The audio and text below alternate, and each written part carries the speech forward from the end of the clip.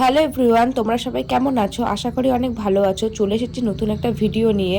আজকে ছিল রবিবার। রবিবার হলে একটু মাংস মাংস মন হয়, সেটা চিকেন কিংবা মটন যে কোনো একটা হলেই হলো। তবে আজকে হয়েছিল মাটন। অনেকদিন ধরে মাটন খেতে ইচ্ছা করছিল, তাই আজকে আনা হয়েছিল বাড়িতে মাটন। আমাদের বাড়িতে আমি ছাড়া কেউ মাটন খায় না, তাই মাটনটা খুব কম পরিমাণেই হয়।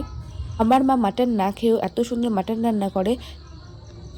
প্রথমেই সমস্ত রকম বাটা মশলা গুঁড়ো মশলা দিয়ে অনেকক্ষণ মাখিয়ে রেখেছিলাম। মা এভাবে মাংসটা রান্না করে, ম্যারিনেট করে রাখলে মাংসের বলে অনেক স্বাদ হয়।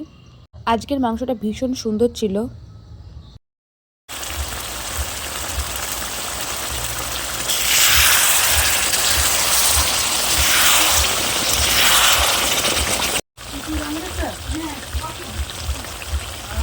এর আগের দিন বাবা মাংস নিয়ে এসেছিলো, সেই দিন মাংসটা খুব একটা ভালো ছিল না, একটু শক্ত ছিল। তো খাসির মাংস অনেক দিন পর পর হয়, একটু খারাপ হলে মনটা যেন খারাপ হয়ে যায়। তবে আজকের মাংসটা ভীষণ সুন্দর ছিল, খেতেও দারুণ হয়েছিল। তার সাথে আজকে ছিল গরম গরম ধোয়া ওঠা ভাত। দেখো ভাতে এখনো ধোয়া উঠছে।